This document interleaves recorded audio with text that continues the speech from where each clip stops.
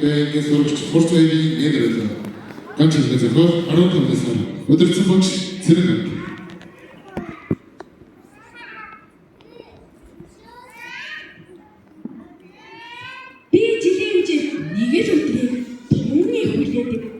Ямар өдөр гэж төрсөн өдөр бишээ.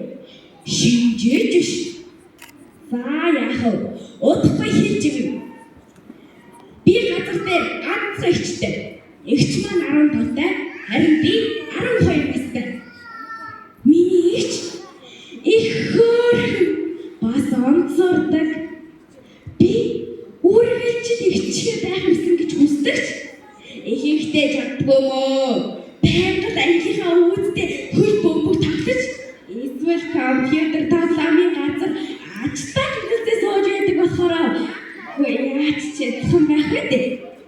Тэгээд ч энэ нөхөр хүүээсээ солигдчихсан байхаа гэдэг үг миний чихний хавхал гэсэн үг.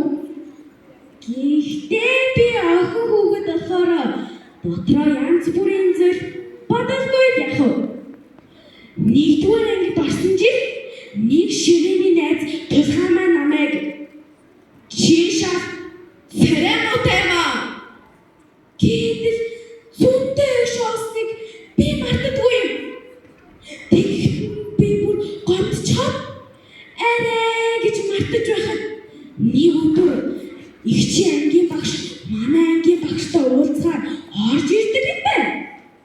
Тэгээд намайг харангуутаа би нөхөр чинь амцгийн төрсөн юм уу? Яасан церемонтой юм бэ? Их чинь тийм хөөрхөн байхад шаг өөр юм аа. Чаг ярихад тэр хингээд би өөрийгөө церемонтой гэж боддог боллоо. Ээж маань гадаадд ажилладаг ихч бид хоёр багаасаа өө дээр өссөн. Нэг өрөө телевизээр нүүрний тасны сурчилгаа гарахыг үзээд тэр ихч шиг хөөрхөн болж болохоор санагдаад өвөө эмээ хоёроосоо надад би тасыг аваад өгөх даа гэж гуйсан. Өвөө гүй яах вэ миний охин тэгэхээр манай хүүхэд намайг церемонтой гэсэн би тасыг түргэж хөөрхөн болмоор үнэ хэлчихлээ. Гэрээ нэг инээдэм юу тасах бол шаалуулаад өнгөрлөө. Харин нэг өрөө өвөө минь намайг дагуулаад гадаа гарлаа. Тэгээд тэнгэрт мандсан тод хэрэг том сар ууцаагаад энэ сарыг тэрэг сар гэдэг юм шүү дээ. Жилийн яг өнөөдөр тэнгэрт мандсан тэрэг сар ид шидтэй байт юм шүү дээ. Миний охин алхан дээрээ уустасаад сарны гэрэл тусгал сороо намайг өөршгөө хөөрхөн болгож өгөөрэй гэж нүрээ шаварчих мэдвөө. Хөөрхөн болноо миний церемонт гэж хэлсэн. Би ч баярлаа. Тэр дэргүүл өвөгийн заснаар сарнаас гуйлаа.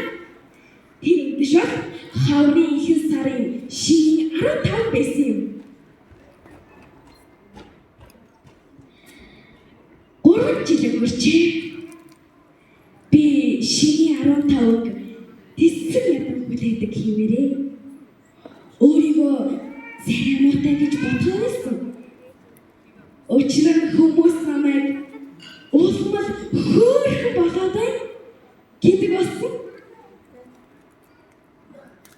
Гэхдээ энэ 3 жил өвөө минь дэргэд байсангүй. Өвөхийн хэрэг үлвч тэрэл өдөш сар харан загсаж яснаас санахад уулцсан юм шиг болдгийг.